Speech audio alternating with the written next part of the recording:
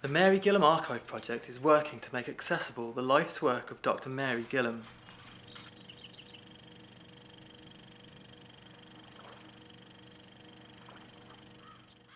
Mary Gillham left a fascinating and valuable archive recording her wildlife observations over 80 years. She was also a keen photographer and amassed over 30,000 slides showcasing the wildlife and landscapes of South Wales and further afield. Mary used these slides and notes in her work as an educator and advocate for conservation. Some 70 volunteers have contributed to the task of turning Mary's archive into something useful and usable by scientists, governments and members of the public. I'm taking a record of a walk that Mary Gillham took in 1979, and then the same walk that she took in 1980, and entering into recorder here the details of everything that she saw, the flowers, the butterflies, the dung, the trees, and whatever else she recorded. And she did record in quite a lot of detail. My data entry has been on a variety of subjects, all over South Wales, entering sometimes wildlife. Today I'm actually entering mainly birds, but other days it's plant life, and entering that into recorder either directly or via a spreadsheet. Where I've been on these walks myself, it's really interesting to see through a naturalist's eye what she's looking at. Not that I remember all the details, certainly not the Latin names. She had an encyclopedic knowledge. And I think I've always felt that the real heroes of history have been those people who've meticulously recorded what they've seen. They've been great observers.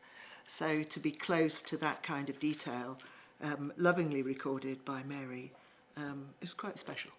I'm not a naturalist. I virtually know nothing of the subject, but it's a good way to find out more of the subject, and I've become fascinated with the whole history of Mary and her whole life and career. So it's been a very enjoyable experience, and I'm still trying to remember the Latin names. Not very successfully as Dad, but and each time I try, but I find it an amazing experience just to actually learn the vast range of wildlife plants that exist, which I knew very little about before I started it. I'm interested in general natural history, and it's, you know, the plant names, the birds, and everything that she's observed in her career.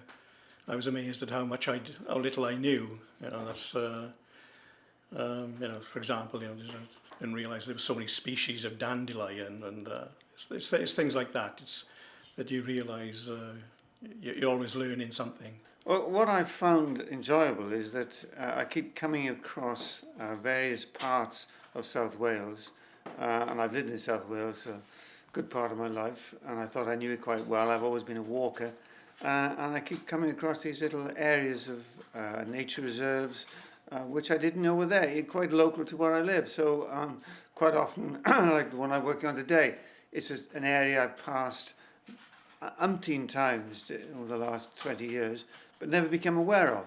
And doing these sort of activities, I usually then shoot off over a weekend and actually explore the area that Mary actually worked in, which quite often my wife comes with me, and it's that I found has been quite a surprise to know where these areas are. Some of the student volunteers have found that working on the project has been of great benefit to their studies. Lucy is doing a natural history degree and is interested in pursuing a career in museums and exhibitions. While volunteering, she was able to create a display about Mary Gillham, which became an integral part of her final year examination.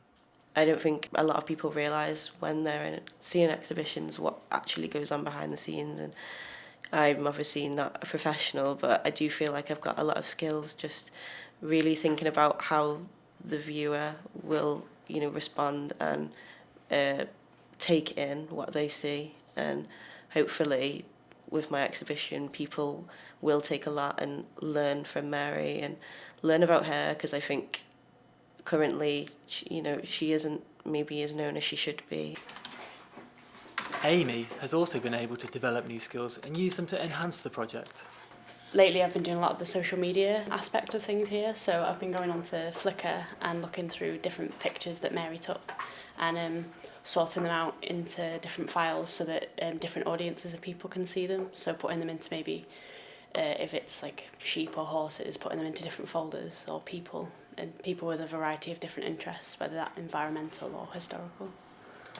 It's definitely getting experience from volunteering on the project, a lot of social media experience, so I already do a little bit of Twitter and things like that, but it's getting different experience of publicising images and using different social media like Flickr. I've never used that before, so coming here I've now got experience in doing that. Natalie has spent a year working on the project as part of her zoology degree. As the placement student, I'm involved in a variety of tasks. I help to extract the data from Mary's files and digitise this onto the computer. I'm involved with transcribing slides and transcribing oral histories, and I've also written a few blogs for the project. I also help out with different outreach events where we go outside and encourage people to engage with their local biodiversity. It's really important to delve into the archive and study all of the information that we have, because it can give insight into how landscape has changed across South Wales over time, and also on how things have changed historically and socially in the area as well. Volunteers have played a crucial role in the success of this project and have ensured that Mary Gillham's work is available for future generations.